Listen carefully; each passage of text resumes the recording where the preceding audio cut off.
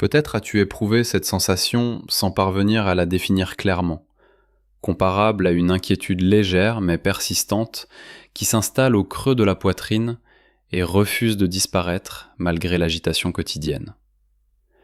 Il s'agit d'une impression singulière, presque vibrante, comme si une partie enfouie de ton être reconnaissait que l'ère de l'attente s'était achevée. Même si ton esprit cherche des preuves concrètes, il existe des périodes où rien ne se transforme extérieurement, et pourtant, tout s'est déjà modifié intérieurement sans demander d'autorisation.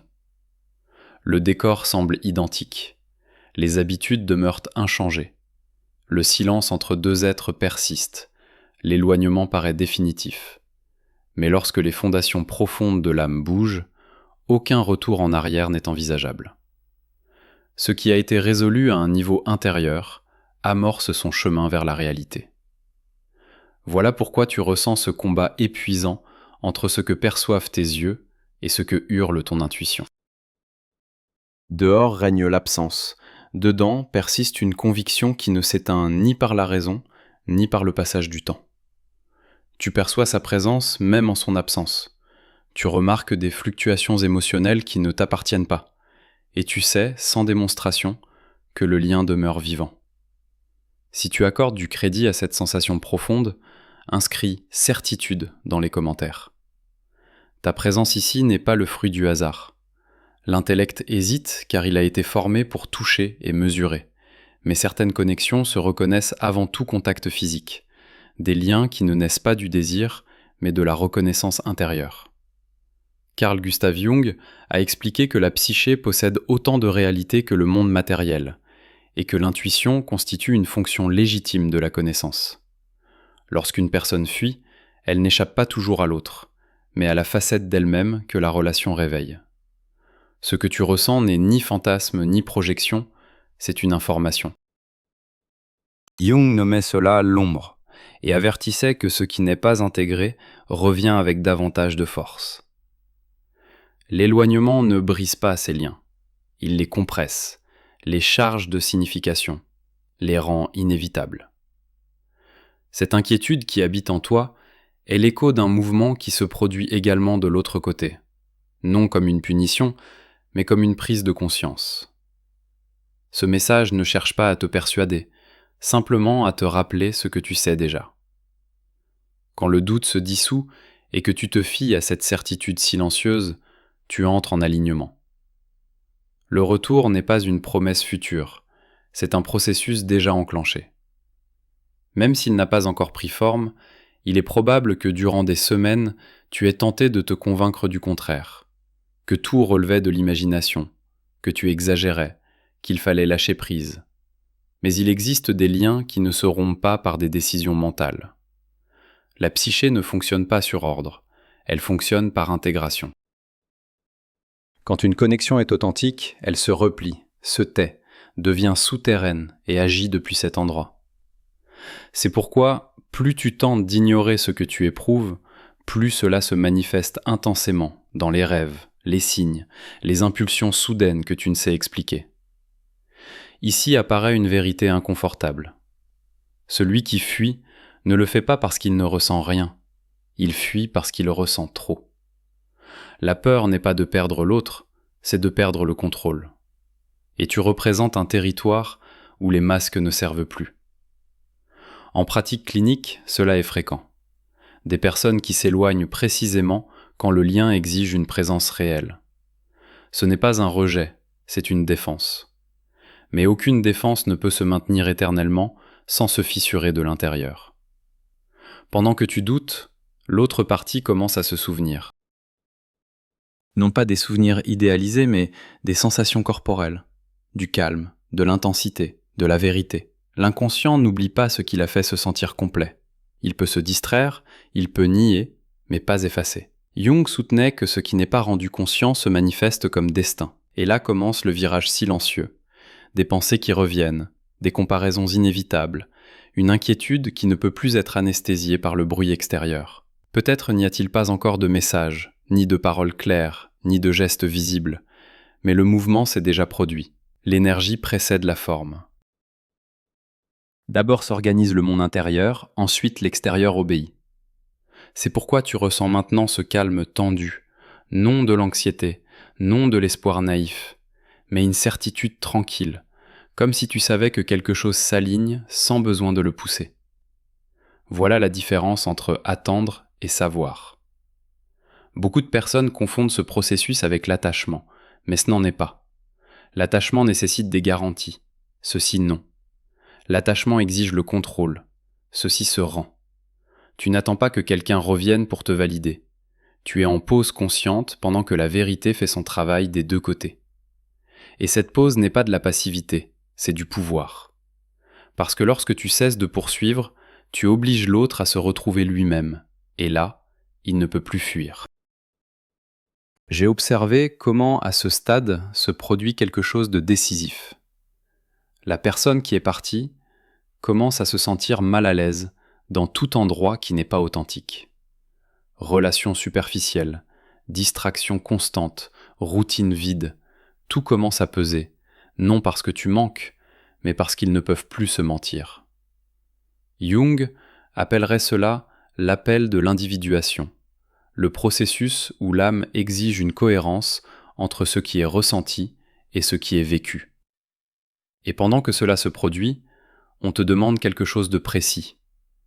Ne pas interférer, ne pas poursuivre les signes, ne pas forcer les conversations, ne pas anticiper le dénouement. La psyché a besoin d'espace pour se réorganiser. Chaque fois que tu fais confiance, tu renforces le processus. Chaque fois que tu doutes, tu le troubles. C'est pourquoi cette étape se ressent solitaire car elle est initiatique. Tu es formé au calme qui ne dépend pas de réponses immédiates.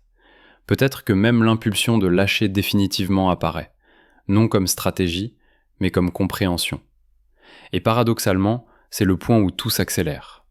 Quand tu n'as plus besoin qu'il revienne, l'autre ressent le vide réel de sa fuite, non le drame, non le reproche, le silence mature. Ce silence est confrontant parce qu'il ne réclame pas, mais n'attend pas non plus, il est simplement. Ici se brise la fantaisie romantique et naît quelque chose de plus profond. Le retour, quand il se produit, n'arrive pas enveloppé de promesses grandioses. Il arrive avec honnêteté, avec maladresse même, parce que ne revient pas celui qui avait toutes les réponses, revient celui qui ne peut plus continuer à fuir lui-même.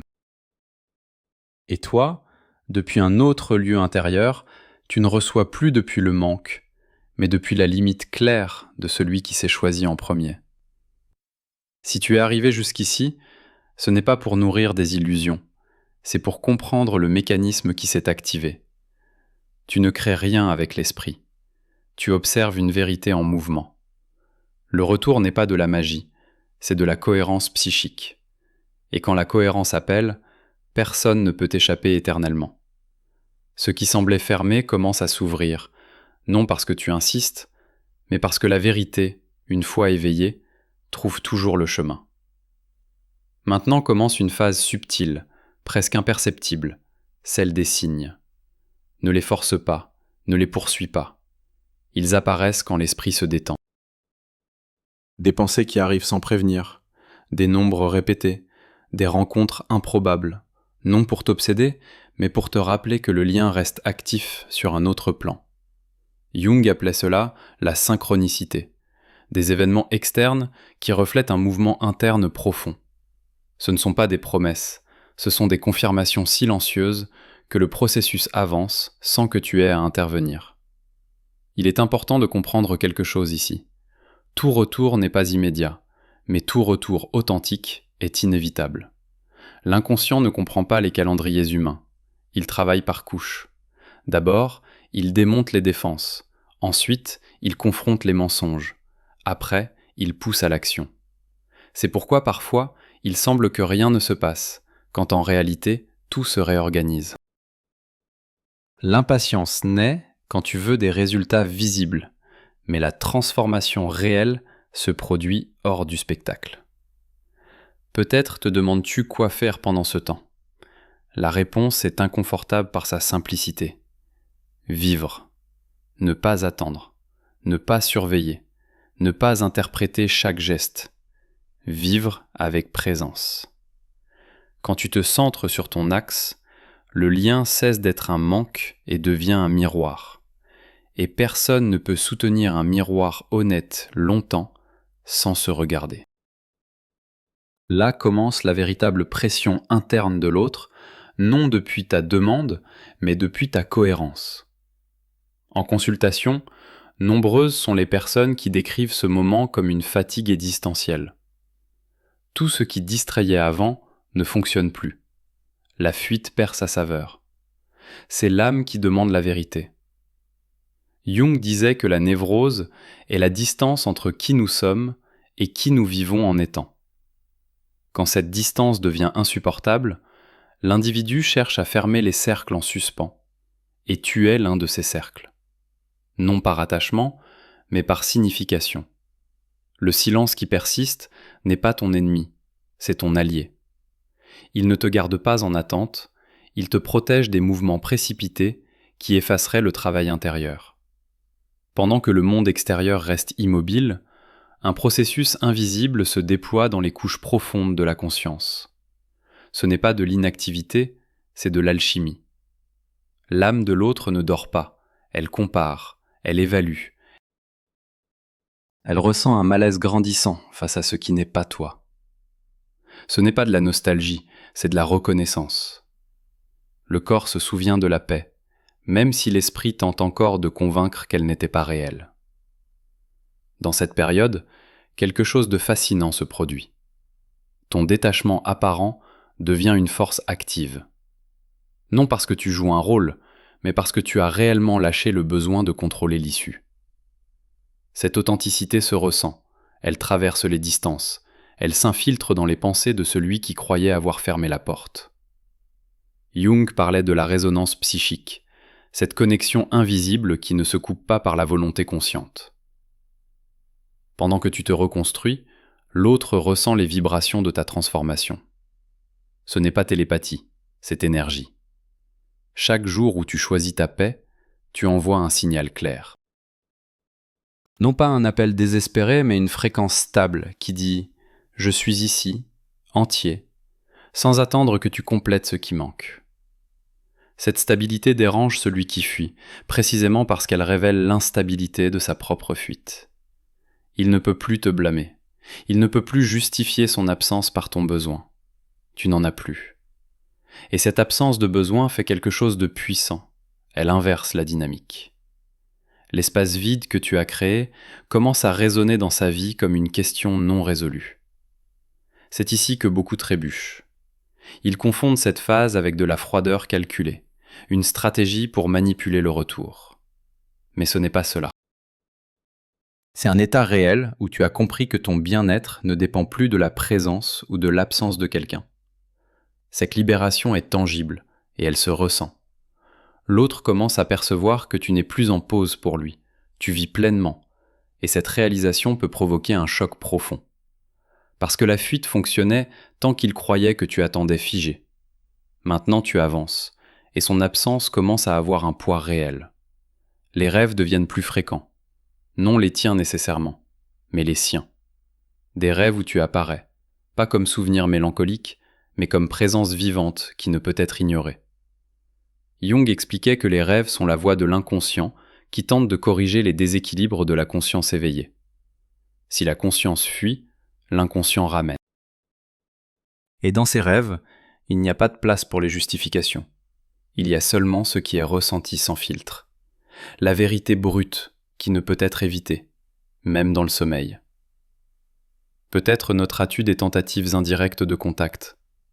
Pas un message direct, mais une interaction sur les réseaux, une histoire vue plusieurs fois, une mention subtile. Ce ne sont pas des gestes calculés, ce sont des impulsions. L'inconscient pousse à l'action avant que la conscience rationnelle ne trouve de nouvelles excuses pour retarder. Jung appelait cela l'émergence du matériel refoulé. Ce qui a été enterré remonte, et plus on résiste, plus la pression augmente. Ce n'est pas toi qui crée cette pression, c'est sa propre psyché qui demande résolution. Ici vient une vérité délicate. Le retour peut arriver par phases. Une première tentative maladroite, suivie d'un nouveau retrait. Ce n'est pas de la cruauté, c'est de la peur. La peur de revenir et de découvrir que tu as changé, que ce qui était possible avant ne l'est plus. La peur de se confronter à ta nouvelle clarté. Cette danse peut être frustrante si tu ne comprends pas le mécanisme. Mais si tu restes centré, chaque retrait devient plus court, chaque approche plus honnête. Parce que l'inconscient ne tolère pas l'incohérence indéfiniment. Ta tâche ici est simple, mais exigeante. Ne pas réagir depuis le manque. Si une tentative de contact arrive, tu ne sautes pas de joie comme si cela validait ton attente. Tu reçois avec calme, tu évalues avec lucidité. Est-ce une véritable ouverture ou une recherche de confort temporaire? Ta capacité à discerner cela détermine la qualité de ce qui suit. Jung insistait sur l'importance de la lucidité consciente dans les processus de relation. Aimer ne signifie pas accepter tout. Cela signifie voir clairement et choisir en conséquence. Il est également possible que tu réalises que le retour, même s'il se produit, n'est plus ce que tu veux. Cette révélation peut surprendre. Pendant des semaines, peut-être des mois, tu as ressenti cette connexion comme essentielle, et maintenant que la possibilité se présente, tu te rends compte que ton évolution t'a emmené ailleurs. Ce n'est pas de la rancune, c'est de la croissance. Tu n'as pas attendu, tu as vécu, et vivre t'a transformé au point où l'ancien lien ne correspond plus à qui tu es devenu. Cette liberté intérieure est le véritable cadeau de ce processus.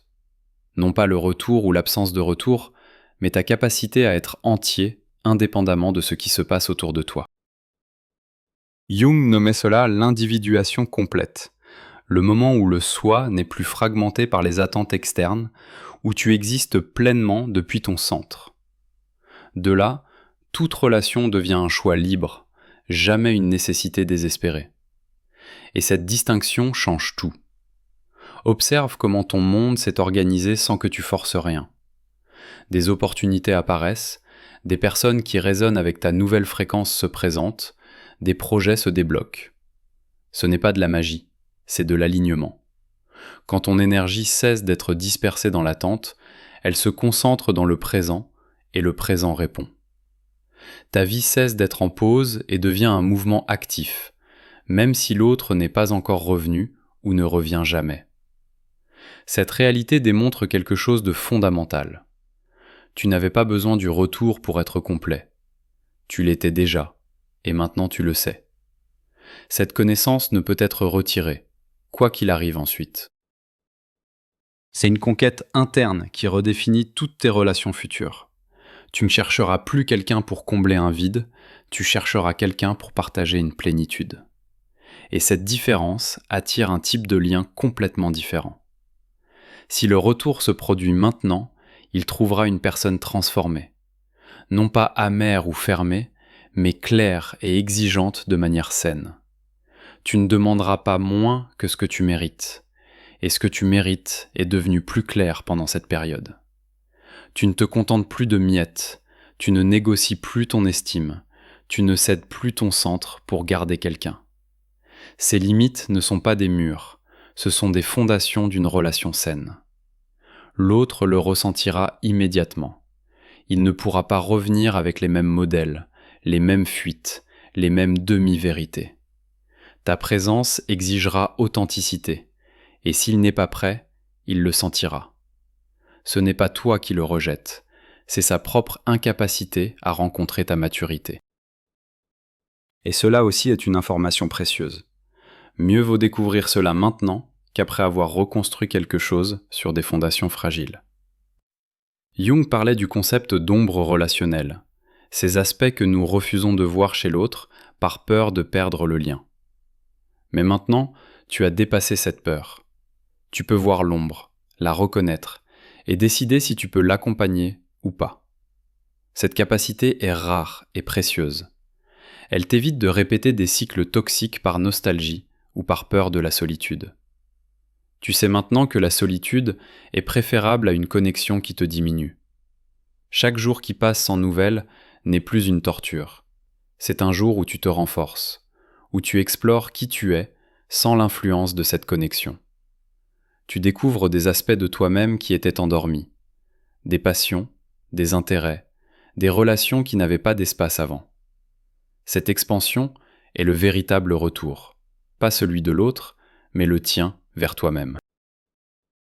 Et ce retour ne peut être inversé. Ta paix n'est plus conditionnelle. Elle ne dépend pas des actions d'autrui, des messages reçus ou non reçus, des promesses tenues ou brisées. Elle est tienne, ancrée en toi, stable même dans la tempête. Cette paix attire naturellement des énergies similaires, des personnes centrées, matures, capables de relations conscientes. Pas parfaites, mais engagées dans leur propre croissance. Ces rencontres sont le reflet de ton évolution interne. Peut-être que dans ce processus, tu as réalisé que le lien que tu protégeais avec tant d'intensité n'était pas aussi sain que tu le croyais. Que l'attachement que tu ressentais contenait des éléments de peur, de besoin de validation, de tentative de guérir des blessures anciennes à travers l'autre. Cette reconnaissance n'annule pas ce qui a été ressenti, mais elle le contextualise. Tu aimes encore, peut-être, mais d'un lieu différent, moins désespéré, plus libre. Cette liberté te permet de voir la relation pour ce qu'elle était vraiment, avec ses moments de beauté et ses moments de dysfonctionnement, sans idéalisation ni diabolisation, juste la vérité nue. Et depuis cette vérité, tu peux décider avec clarté. Est-ce quelque chose que tu veux reconstruire si l'opportunité se présente ? Ou est-ce quelque chose qui a servi sa fonction et peut maintenant être laissé, avec gratitude et sans rancune ? Ces questions ne cherchent pas de réponse immédiate.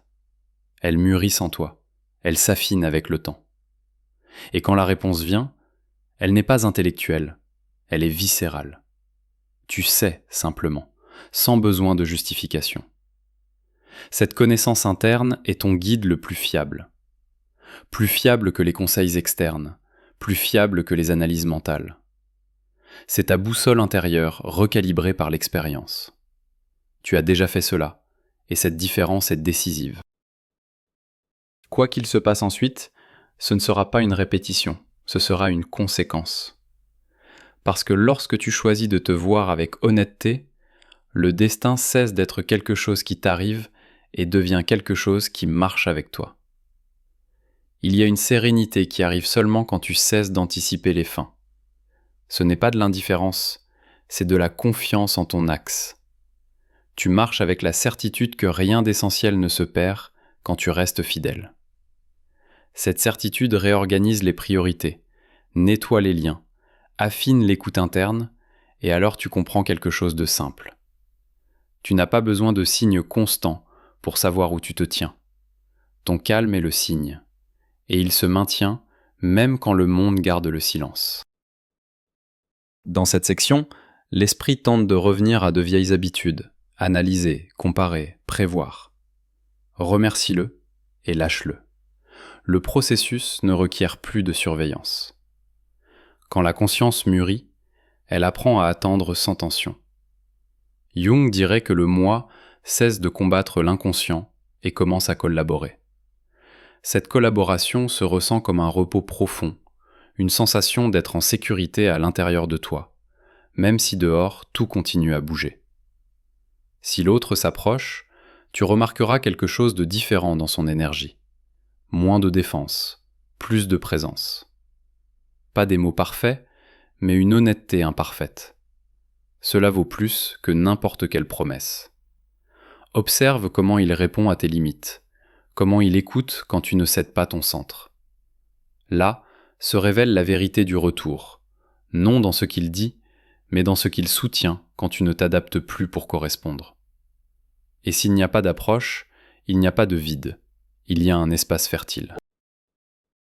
Cet espace ne fait pas mal comme avant, parce que ce n'est plus de l'attente, c'est une disponibilité consciente pour ce qui résonne avec ta nouvelle fréquence. Jung enseignait que lorsque nous fermons un cycle intérieurement, la vie ne laisse pas de trous, elle crée des chemins. Tu ne perds pas de connexion, tu changes de niveau de rencontre. Peut-être te surprendras-tu à te souvenir sans nostalgie. Le souvenir devient neutre, intégré, il ne pousse pas, il ne tire pas, il est simplement. C'est un signe clair que l'apprentissage s'est complété. L'émotion a cessé de demander une résolution externe. Et quand cela se produit, toute retrouvaille cesse d'être une dette en suspens pour devenir un choix libre, sans urgence ni fantasme. Cet état n'est pas la fin de l'amour, c'est sa purification. Amour sans anxiété, sans poursuite, sans preuve constante. Amour qui respire. Si quelqu'un arrive depuis ce lieu, tu sauras le reconnaître, non par l'intensité initiale, mais par la paix maintenue. Jung voyait cette étape comme le passage de l'engouement à la relation consciente. Peu y arrivent, et tu y arrives. Il y a une force silencieuse à ne pas bouger quand avant tu bougeais par peur.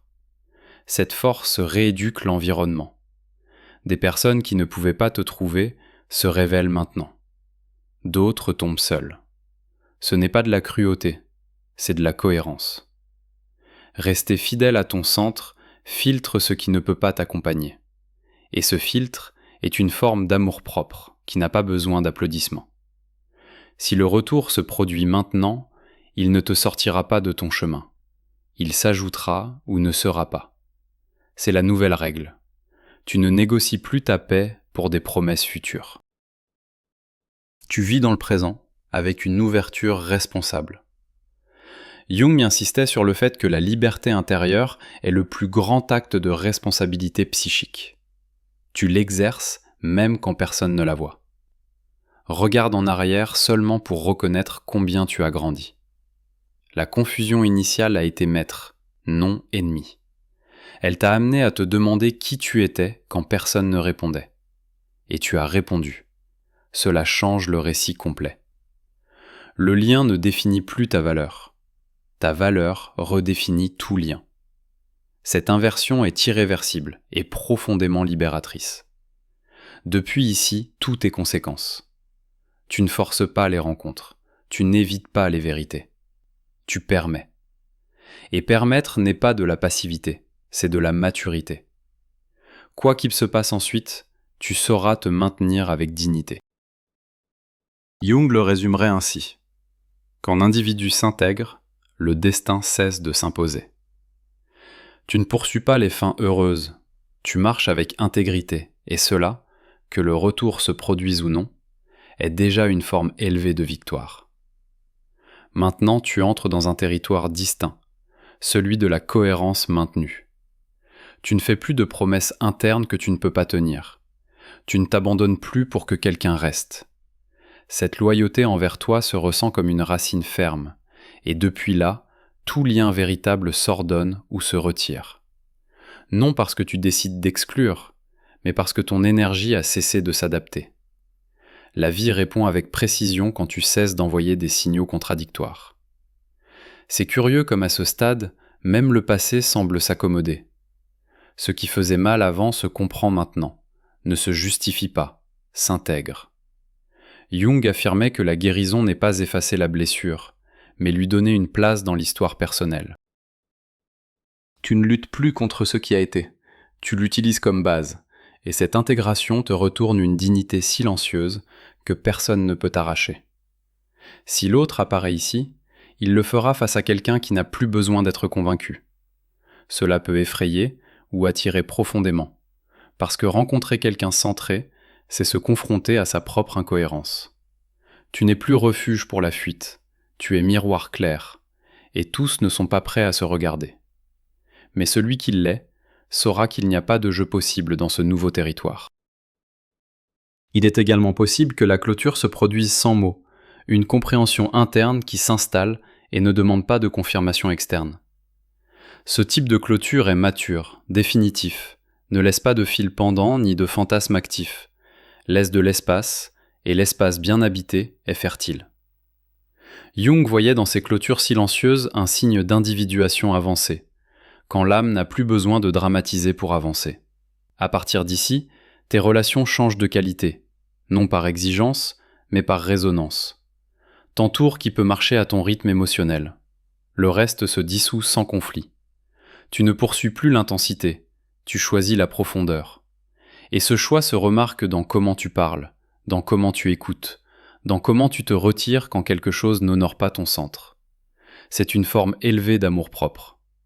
Regarde comme tu es allé loin sans rien forcer, seulement en te maintenant.